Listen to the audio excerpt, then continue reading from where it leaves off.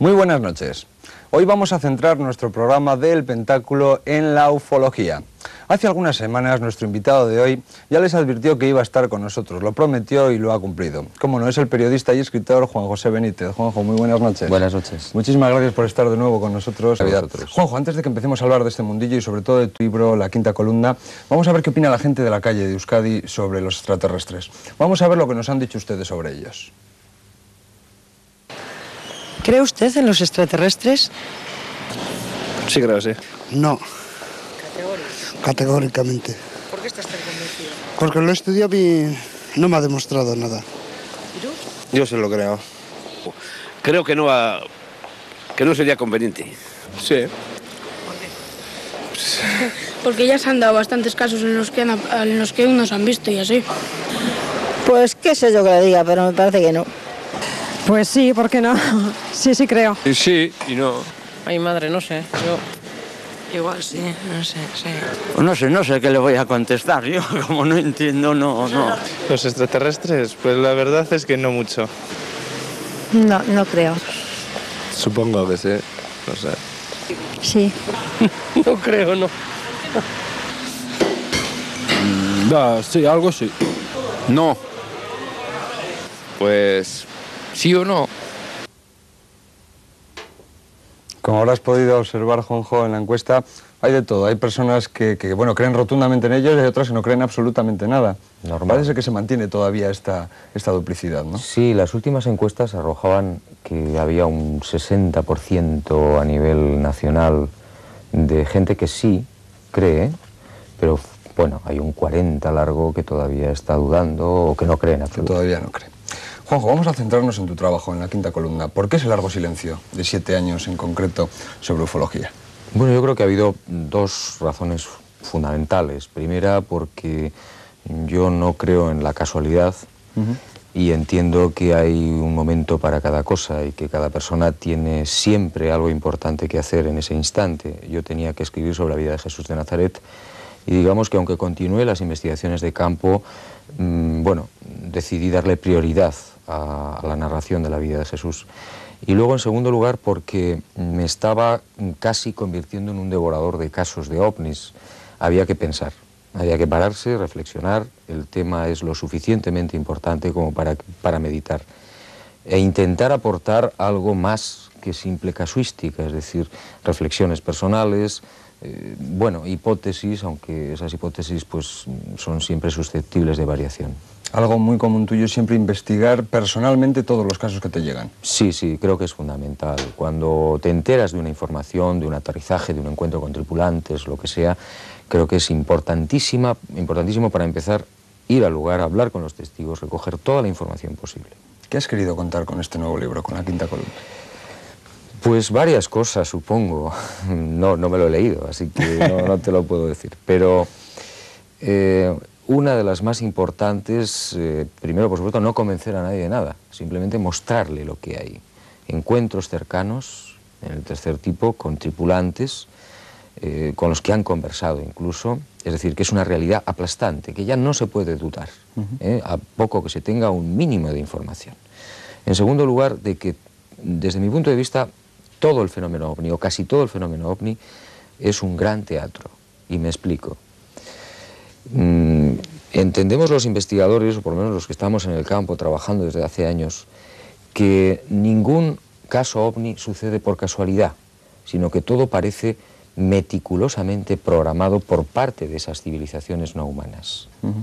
En consecuencia, también los investigadores, lo digo en el libro, sí, estamos un poco controlados, conducidos, no sé si protegidos. Sí, yo te iba a realizar esa pregunta. ¿Qué control concreto realizan los extraterrestres sobre los investigadores ovni? Mira, nos han pasado tantas cosas extrañas. Yo creo que les pasa a todo el mundo. Sí. Pero bueno, ya que estamos en el fenómeno ovni, que uno no tiene, tiene la necesidad casi biológica de pensar que cuando sale a las carreteras, cuando investiga, cuando se pone a escribir, etc., hay como una fuerza superior que está muy pendiente de los pasos que das, de los movimientos que das. Hay un caso muy concreto en el libro que a ti parece ser que te ha llamado mucho la atención, que es el caso de Coril en Cádiz. Dices que, te ha obligado a cambiar tus esquemas sobre la ufología. Me gustaría que contaras brevemente ese caso y que nos contaras por qué te ha hecho cambiar los esquemas.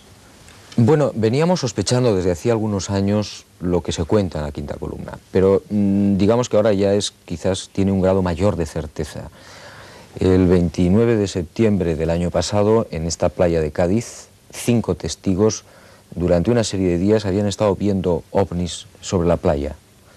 Y ese día, esa noche, además de ver estos objetos silenciosos, rojos y blancos, sobre la arena de Conil, aparecen 2 seres en la orilla del agua, enormes, de más de 2,5 metros de altura, con unas túnicas de color blanco, con unas cabezas sin cabello y sin rostro, iguales por delante y por detrás.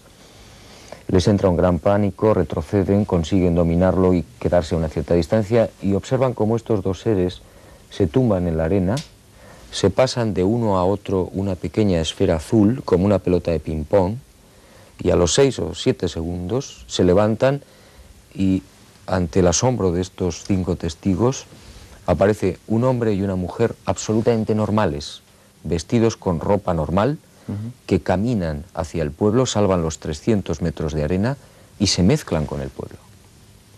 Esto, lógicamente, nos puede llevar a pensar que o bien esa civilización, o muchas más, tienen la capacidad, no sé si técnica, para mutar, es decir, para transformar su aspecto original.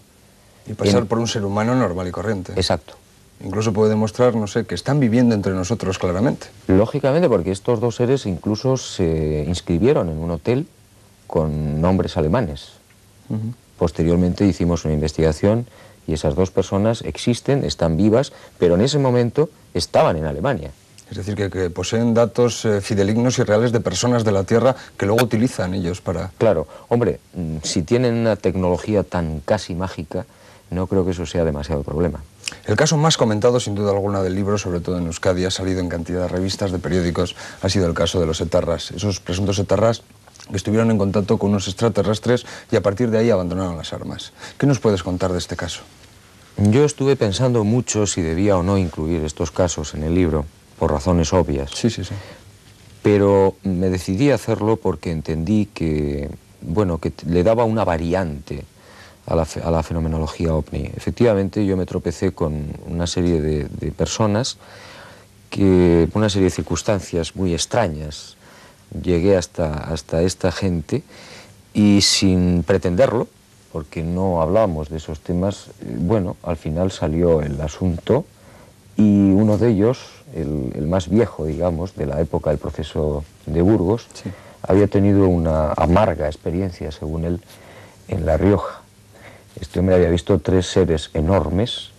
Este señor no tiene demasiada capacidad de imaginación y, sin embargo, él aportó un detalle que a mí me llamó poderosamente la atención y que no tiene explicación si es que él ha fabulado o se ha inventado. Y es que estos 3 seres gigantescos que le miraban a muy corta distancia en la oscuridad de la noche en un pueblecito de La Rioja tenían unos enormes ojos rojos y curiosamente parpadeaban, se abrían y cerraban los 3 pares a la vez.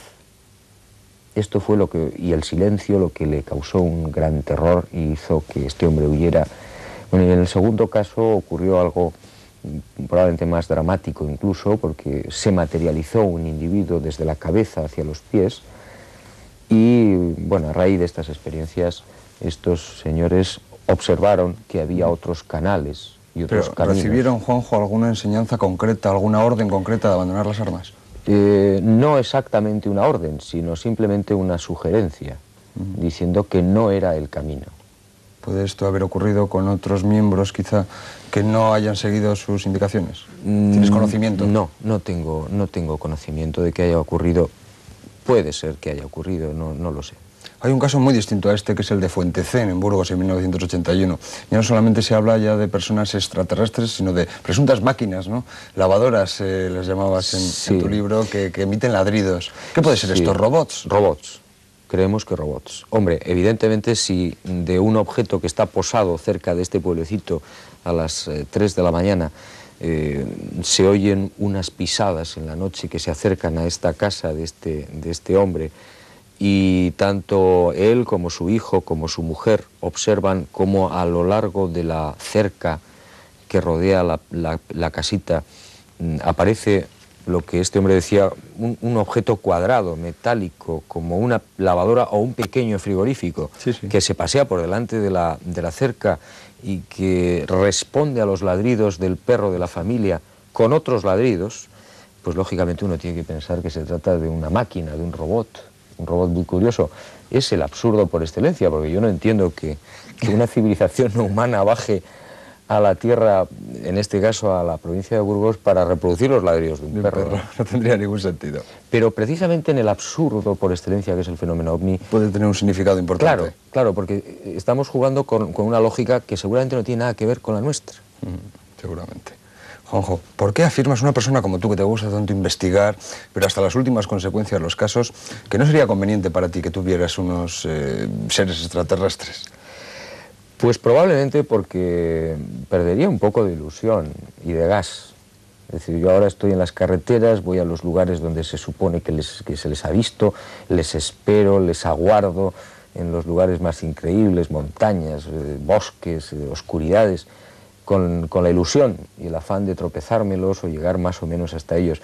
Si yo realmente tuviera un día un contacto directo con ellos, o más o menos directo, seguramente, bueno, el velo quedaría rasgado y entonces el secreto en parte quedaría abajo. Quedaría desvelado. Y además probablemente yo no diría nada. ¿No lo harías público nunca? No. Seguramente no. Siempre preguntamos, curiosamente, a nuestros famosos, si te encontraras con un extraterrestre y te invitara a irte a otra galaxia, ¿te irías? Yo te hago esa pregunta, ¿tú te irías, Juanjo? Con billete de vuelta, que es lo que digo siempre, por supuesto. Si me dicen que no hay billete de vuelta, digo que no. ¿Qué importancia pueden tener los extraterrestres en las apariciones marianas? Algo también muy comentado y muy discutido. Parece ser que alrededor de Fátima en concreto siempre hay apariciones y desapariciones de naves extraterrestres. Pues sí, yo he investigado bastante las 21.000 apariciones catalogadas desde el siglo IX, prácticamente en Europa, y cuando uno las analiza, lee las leyendas, etcétera, se encuentra con que las descripciones son muy semejantes a las que en estos momentos están investigando en el mundo, desde el año 45-46, oficialmente, pues muchísima gente. Y esas apariciones son ovnis, o tienen mucho que ver con ovnis, es decir, la luz encima de la encina, los seres transparentes, las apariciones que probablemente están provocadas por una inteligencia o varias inteligencias con objetivos más o menos discutibles, ¿no? Es curioso porque en Fátima, ya que lo nombras, justamente en ese mes de octubre del año 17, a 100 kilómetros, en línea recta de Cova de Iría, de la zona de Fátima, los seres que supuestamente estaban haciendo esas apariciones de mensajes de paz, etcétera, a 100 kilómetros matan a un hombre. Matan y sepultan a un hombre. Matan a un hombre que le sale, uno de estos objetos pequeños, le sale al paso con una caballería y no le deja pasar y se introduce dentro de las patas de la caballería, y este hombre muere a los 9 días, probablemente como consecuencia de radiaciones ionizantes de ese ovni. Entonces, claro, aquí hay un contrasentido. ¿Qué es esto? Tú piensas que los extraterrestres traen un mensaje, vamos a decir, positivo, ¿no? Pues no lo sé con exactitud. ¿Tienes tus dudas? La verdad es que del fenómeno ovni sabemos muy poco, a pesar de tantos kilómetros y de tantos años. Probablemente la mayoría de esas civilizaciones, que yo creo que son muchas, son científicos, son investigadores. Y luego hay otro porcentaje de civilizaciones, incluso mucho más distintas que estas, yo no sé si superiores, que seguramente, para simplificar, serían los viejos ángeles de la guarda. Esos quizás sí podrían tener una misión no de beneficio para la humanidad, sino de control. Los incrédulos, Juanjo, suelen decir, bueno, ¿y por qué los ovnis se aparecen siempre a personas que nadie conoce, a personas que están en el campo, a personas que van con su coche que no tienen ninguna trascendencia? Pero en tu libro, yo recuerdo, por ejemplo, el caso del rajoneador Rafael Peralta, es conocido por todo el mundo. ¿Nos puedes contar ese caso? Sí, no solamente, mira, justamente aquí está el de Rafael Peralta. Bueno, no solamente a Rafael Peralta, que es un universitario, sino a licenciados en Bellas Artes, a ingenieros en instrumentación de procesos, a pilotos de combate, a periodistas, a sacerdotes, es decir, a todo. Yo creo que está toda la escala. Me parece que no están los políticos, pero en general sí. Ahora, es cierto que hay un porcentaje mayor de personas que, digamos, pertenecen a la clase normal, sencilla y general, probablemente los menos intoxicados. Rafael volvía en julio del 82 a Huelva, después de torear en la línea, en Cádiz, y al llegar a las 4 de la mañana al cruce del Rompido, se encontró con lo que él pensó que era un accidente. Vio unas luces al filo de la carretera, paró su coche, se bajó, caminó hacia el supuesto accidente y cuando estaba a 10 o 15 metros se dio cuenta de que no era tal accidente, no era un camión ni un coche volcados, sino un objeto rectangular que brillaba como la plata al sol, con un ser de más de 2,60 a 3 metros de altura al lado, de aspecto también robótico. Entonces se quedó perplejo. Este ser le dijo algo que él no comprendió. A continuación se metió en la nave y la nave salió disparada. Desapareció. Y Rafael Peralta me contaba, me decía, mira, yo estuve 15 minutos dentro del Mercedes tan asustado que no encontraba las llaves y las tenía en el bolsillo. El susto tiene que ser tremendo. Sí, me dijo, solamente en otra ocasión he pasado tanto miedo. Cuando un toro me derribó de una silla en el puerto de Santa María y me quedé en la arena, a 4 metros del toro, y me dije, si pestañeas, Rafael, mueres. Creo que el caso y la explicación es clarísima. Sí.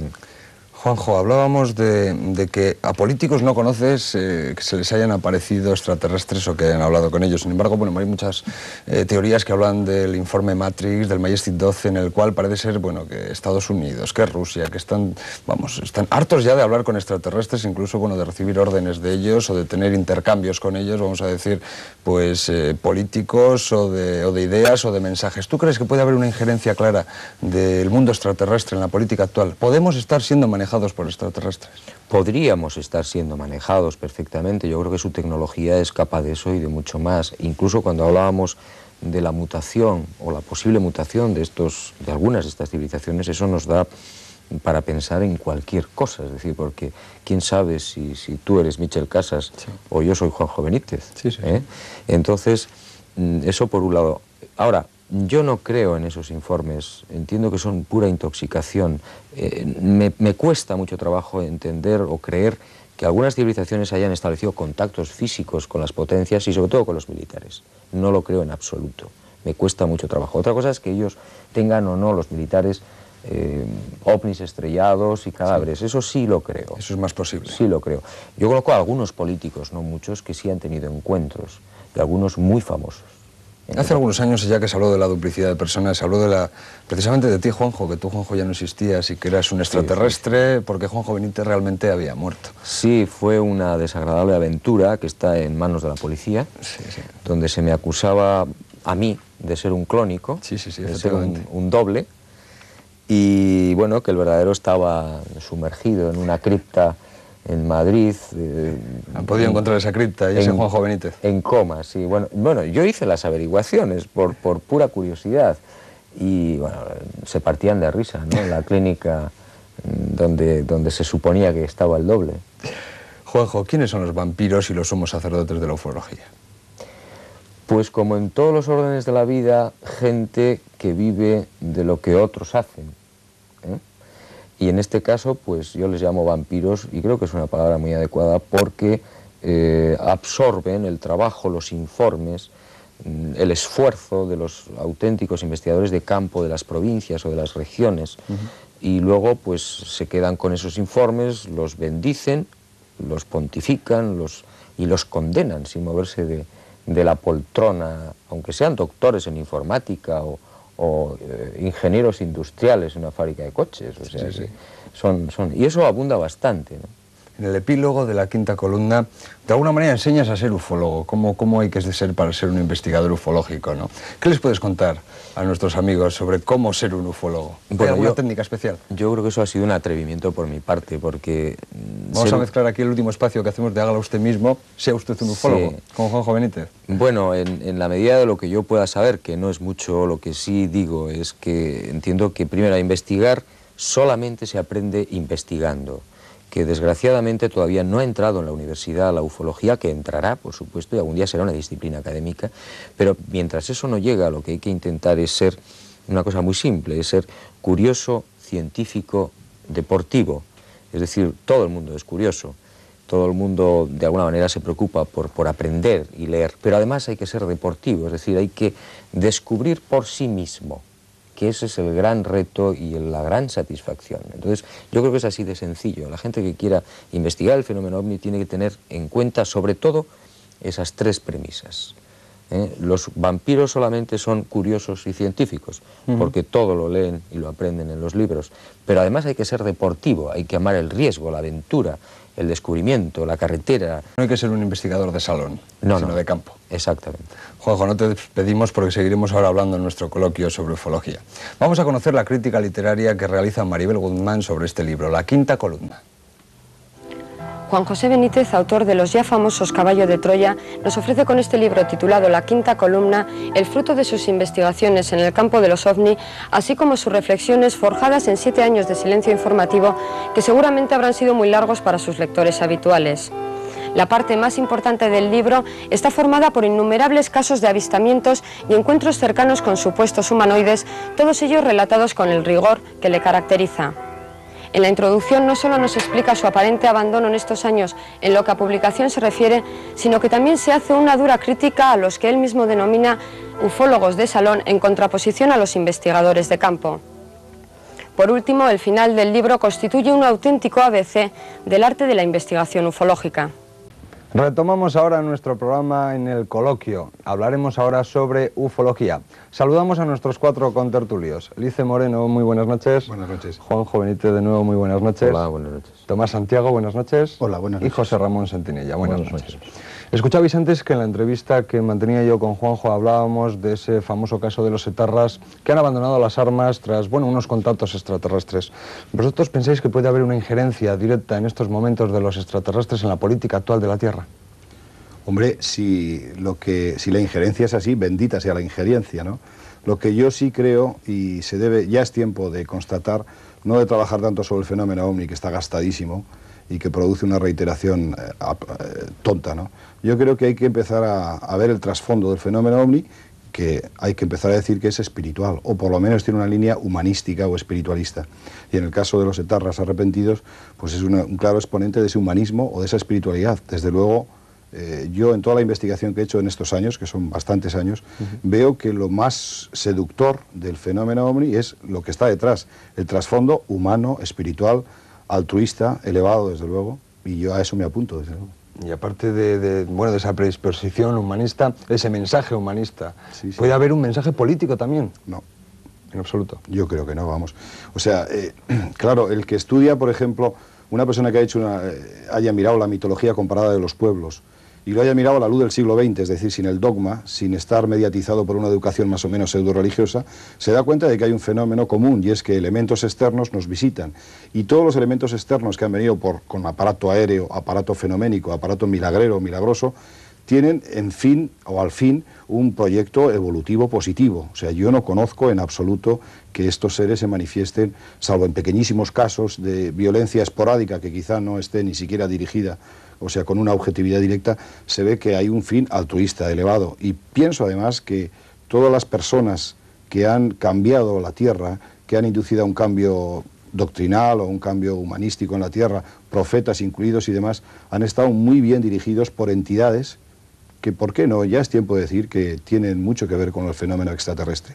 No quiero decir que todos los que vienen vayan a ser profetas, pero estudiando objetivamente a la luz del siglo XX y con la razón empírica del siglo XX, el fenómeno de la Biblia o el fenómeno del Popol Vuh o el Mahabharata, todos está claro que hay un común denominador de fenómeno extraterrestre que actúan sobre el hombre y desde luego con una actuación positiva, y yo me apunto a eso porque además quiero ser positivista y no me da la gana de ser destructivo. ¿Estás de acuerdo con esto, verdad, Juan? Yo no. No. ¿Qué va? Por eso te lo decía. Muy normal.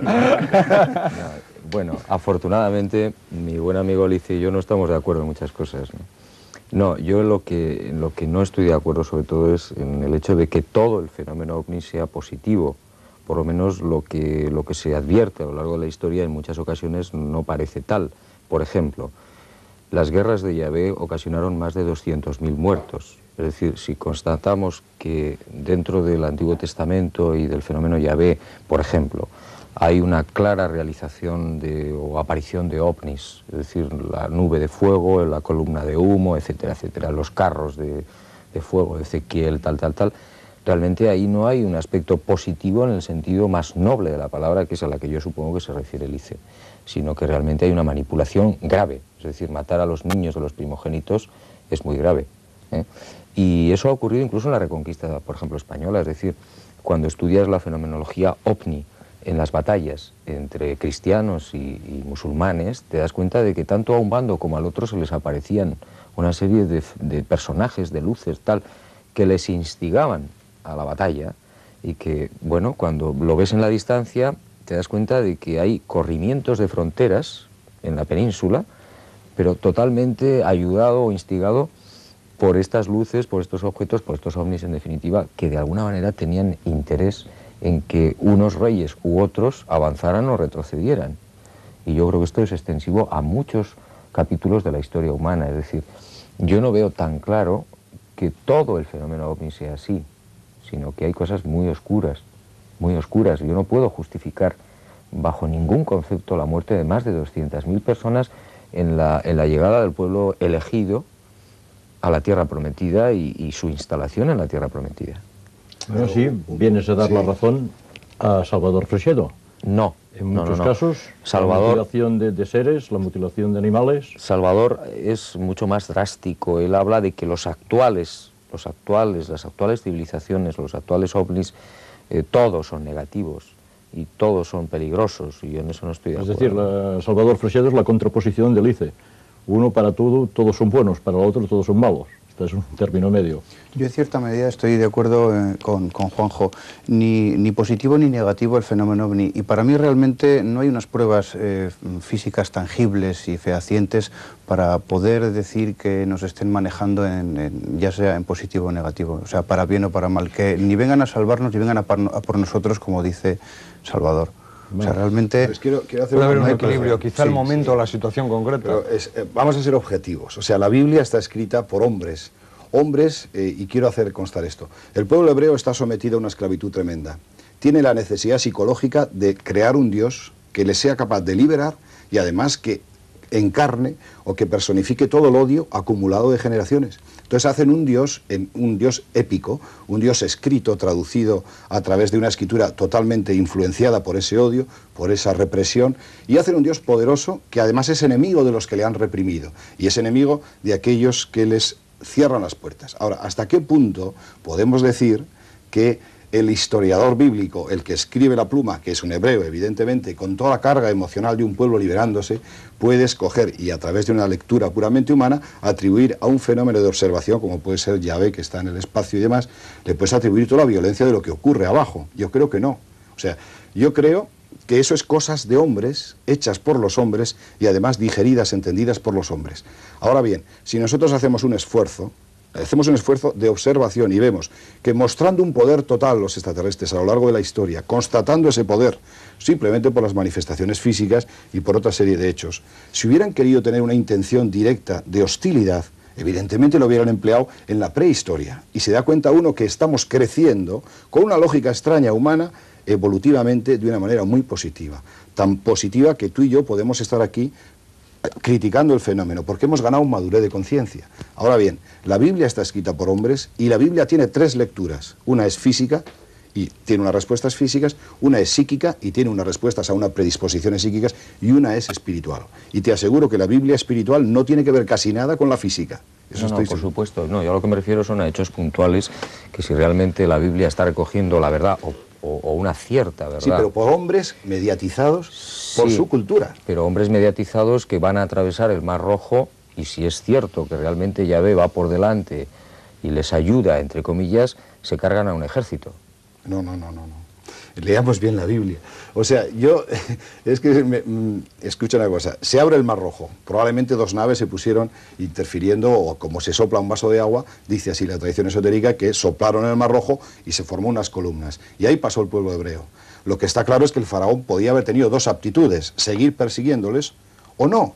Y no los hubiera perseguido si el faraón, con la madurez espiritual que hubiera tenido, o humanista, no hace falta hablar de espiritualismo, hubiera dicho, el hombre tiene derecho a la libertad. Y tiene derecho a la libertad el hebreo. Luego, por tanto, dejemos al hebreo que siga y no le hubiera pasado nada. Lo que ocurre es que el extraterrestre, ¿hasta qué punto puede mediatizar o intervenir en esas violencias. Yo creo que no. Yo creo que la opción del faraón era no haberle seguido. Vamos a trasladar esa guerra a nuestros días. Puede haber hoy en día también, no sé, naves que abran el Mar Rojo. Por supuesto, todo hipotéticamente, ¿no? Y que también produzcan una guerra o que produzcan una gran masacre de gente. Pero es que yo creo que el fenómeno humano, y no quiero coger yo todo el coloquio, o sea, el problema que tenemos ahora con Hussein es de Hussein, y el problema que el Bush es del Bush, y del imperialismo americano, y del imperialismo o el sionismo y demás, y yo creo que los extraterrestres ahí no tienen nada que ver, afortunadamente. Ahora, que después se escriba la historia y que el señor Hussein vio el día 25 de marzo, cuando estaba tomándose una copa, una luz extraña y ganó la guerra, desgraciadamente se mitificará ese tema y probablemente dentro de 2000 años pasará la historia como que los extraterrestres bajaron y les ayudaron. Yo les atribuyo a los extraterrestres una lógica muchísimo más elevada, desde luego. Bueno, ya estamos entonces en lo mismo que sobre la Biblia. No depende de las lecturas que se den, sino de las traducciones que nos llegan. De la interpretación. Sí, bueno, pero el planteamiento que se estaba haciendo antes es, creo haber entendido, es que el fenómeno OVNI, decía Lice, es un fenómeno positivo, que es un poco la postura de Tomás y mía, es decir, no está claro que todo sea positivo y no está claro que todo sea negativo, sino que hay hechos puntuales a lo largo de la historia que le dan la razón a unos y a otros, y otros parece que están en una zona de nadie, donde se dedican simplemente, aparentemente, a investigar. Bueno, pero es que también estamos mirando que todos los extraterrestres vengan iguales, que sean de la misma calaña, del mismo pensamiento, de la misma filosofía. Probablemente habrá de todo como en botica, vamos, o sea, yo creo que hace un momento hablábamos de ese objeto, de ese ovni que mató a un señor en 1917, el 21 de octubre, en Extremadura, a 100 kilómetros en línea recta de Fátima, en el mismo momento prácticamente en el que se estaban dando mensajes de paz al mundo. Entonces, claro, ese es un hecho puntual. Este hombre muere en 9 días y con unas quemaduras de 3er grado. Entonces, como consecuencia de la introducción de ese ovni en las patas de la mula. Y ha habido otros casos más o menos iguales, que son muy pocos, es cierto también, y que hay inmensa cantidad de casos donde los ovnis ayudan a la gente, también es cierto, y salvan incluso barcos enteros con gente. Pero claro, yo no me atrevo a decir, Lice, que todo sea positivo y que todo sea negativo, No hay que ser. Lo que pasa es que, date cuenta que la estadística del fenómeno OVNI se cifra en millones, puede haber 50 millones de casos desde el 47, que es la cifra por excelencia. La violencia objetiva no se ha probado, Juanjo. Se ha probado que ciertas aceleraciones, como en el caso del Capitán Mantel, o como en otras aproximaciones, como ha habido en Brasil y demás, ha producido unas secuelas, ha producido quemaduras, incluso infartos y demás. Yo a eso, haciendo que la estadística, o sea, comparando la estadística que es 0, elevado a 25 por millón, que no creo que sea más, o sea, calcúlalo, decir que hay una violencia objetiva ahí no se puede afirmar, más cuando ha habido, incluso en los años 60, hubo informes de las Fuerzas Armadas Americanas donde se decía que no se había podido demostrar en absoluto que hubiera una agresividad. Entonces, cuando personas de la solvencia que controlan y dirigen el aparato de defensa de toda una nación, y evidentemente de la tierra incluso, aseguran que no existe una violencia objetiva, yo creo que lo que se ha producido en este fenómeno por esa capacidad del hombre de hacer espectáculo de cada cosa es cargar las tintas sobre un hecho de hipocresía moral, y es decir, por ejemplo, cuando se juntaron Gorbachev, creo que era, o era el otro, ¿cómo se llama?, Reagan, y el otro que estaba, se van en Ginebra y resulta, dice, en caso de ataque extraterrestre nos aliaremos. Eso es una hipocresía absoluta, es decir, primero resolvamos nuestra violencia personal, la violencia de la Tierra, y luego no tengamos la desfachatez de a una estadística de un 0, elevado a 25 de violencia no objetiva, decir que son negativos o que tienen intenciones hostiles. Yo creo que es una hipocresía. Vamos a dar la vuelta al caso de la intervención OVNI. Hablamos de política y hablaba hace un poquito Juanjo de la intervención en Fátima. Fátima parece ser que cuando se realizó la aparición, pues había ovnis apareciendo y desapareciendo. ¿Creéis que puede tener una injerencia o una idea clara de los extraterrestres sobre qué mensajes tienen que dar a los humanos para que apoyen esas apariciones de Fátima, por ejemplo? Bueno, yo no sé, yo creo que el fenómeno de la Virgen es un fenómeno, yo ahí sí que estoy un poco en la línea crítica, ¿no? Yo creo que la Virgen es la figura más manipulada desde el tiempo de la historia, desde el principio, desde que empieza a ser adorada allá por el 300 o por ahí, que no sé por qué es adorada, y después el fenómeno de manipulación constante con el mediunismo de la Virgen se ha mezclado y se ha hecho una serie de ideas macabras, mezclando con el fenómeno OVNI y demás. Yo ahí sí que sería crítico. Sí, yo pongo muy en duda las apariciones de la Virgen. Para mí eso tiene otro trasfondo. Puede ser claramente apariciones ovni en vez de apariciones Para mí marianas. sí, para mí un porcentaje muy elevado, vamos, por no decir totalmente. Hay un porcentaje elevadísimo de luces, de objetos, de Foo Fighters, de bolas pequeñitas, grandes, de todo tipo, que están constantemente en los lugares donde luego, más tarde o más temprano, aparecen los niños videntes o los videntes, y las apariciones que a mí me da la sensación de que es una no se quiere manipulación. creer en el fenómeno ovni y cree que lo que se le ha aparecido es la Virgen. Vamos, lo más fácil que se puede pensar. Incluso puede haber una manipulación, es decir, que estos seres, por las razones que sean, elevación del fervor popular en un momento determinado y en una región geográfica determinada, esto, si se contempla la historia de las apariciones, es constante, les interesa que la gente sencilla crea firmemente que allí se ha aparecido la Virgen o quien sea, ¿no? Y entonces, la verdad es que hay grandes monumentos, Fátima, Lourdes, Polonia, México, donde se ha levantado el fervor popular y lo han conseguido. En otros muchos sitios, esas mismas apariciones que las hemos ido siguiendo en la investigación han fracasado, por las razones que sean. Pero que evidentemente estos seres, quienes realmente sean, están trabajando íntimamente en las apariciones, a los investigadores no nos cabe la menor duda. Estamos hablando constantemente de investigadores y de investigación ovni. ¿Cómo creéis vosotros que hay que hacer una investigación seria sobre una presunta aparición ovni? Objetiva totalmente. Es fanatismo. Es decir, hay que tener la sangre muy fría, supongo yo, eso Juanjo quizá nos puede decir mejor que nadie, para investigar un caso ovni. Aquí hay investigadores que llevan muchos años, ¿no?, trabajando. Yo creo que cada uno tiene su estilo, pero digamos que hay una línea general, que es la de ir a los lugares, recoger el máximo de información, estudiar al máximo a los testigos y a las personas, etcétera, etcétera, ¿no? Y luego intentar sacar conclusiones, si es que se puede. En el caso de los testigos, Juanjo, ¿cómo se puede saber si realmente están contando la verdad o están inventándose una historia o han tenido un sueño? Mira, eso es relativamente sencillo, creo yo, porque cuando el caso te ofrece alguna duda, y todos ofrecen dudas, mayores o menores, normalmente lo que se hace es volver a interrogarlos, por supuesto hacer una investigación paralela de su entorno, de su psicología, de sus vidas, de su familia, etc.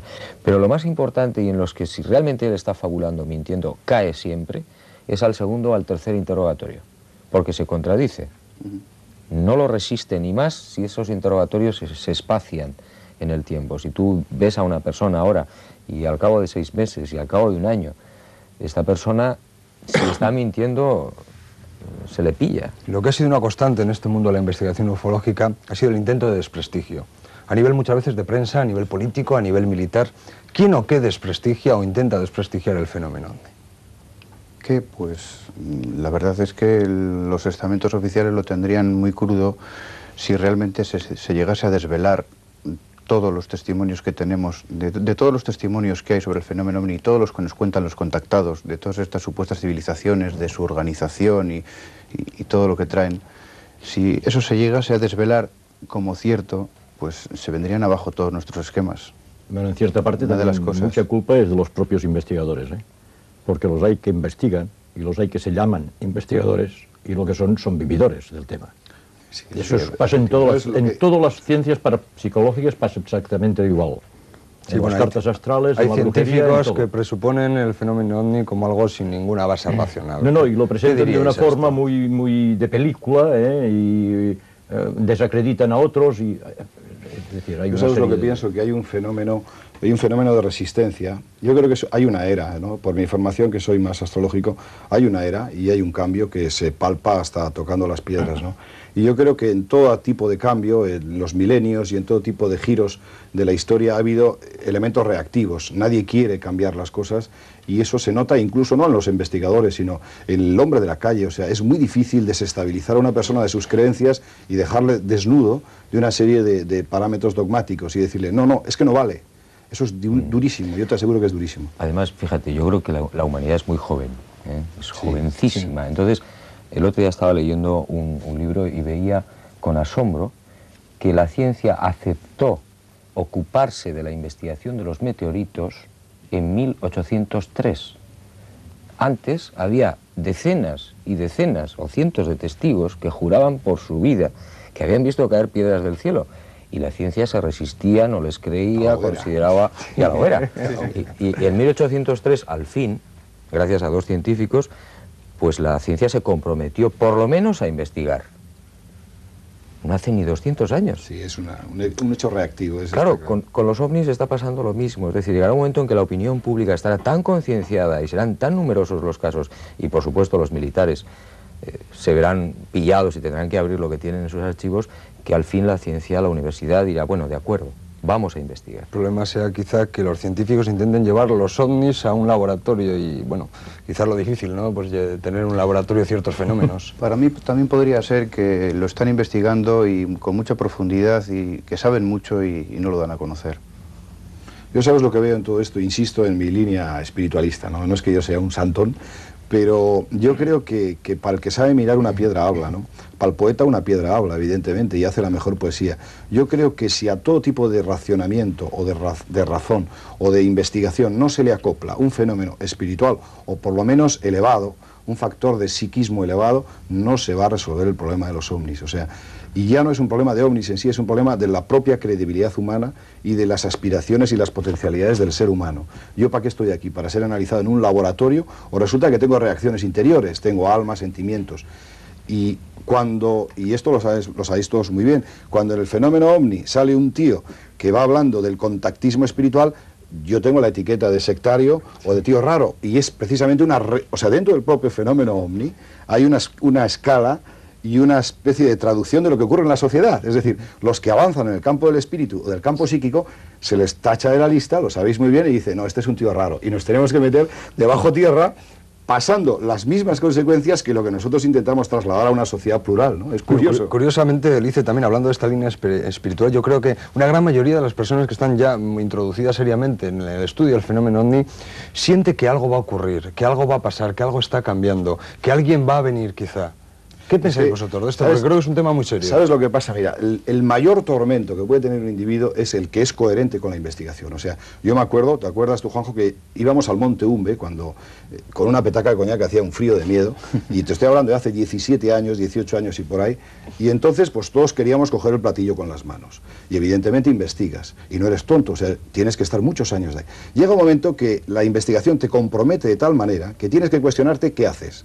O sea, digo, me meto en una farsa constante o, coño, aquí hay muchas respuestas y muy peligrosas y muy peliagudas. Tan peliagudas que cambia tu estatus social, tu estatus moral, que te enfrentas directamente con una tradición escrita, hablada, con problemas familiares y demás. Y yo creo que ahí es un test muy duro.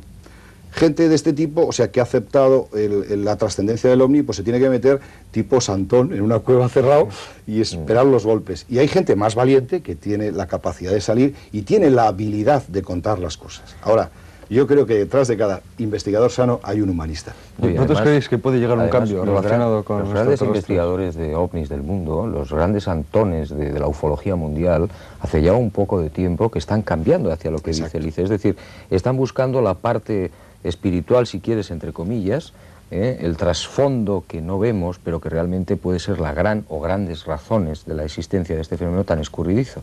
Es decir, que no solamente la gente rara, sino los grandes investigadores... No me mires a mí, El raro es el Mitchell.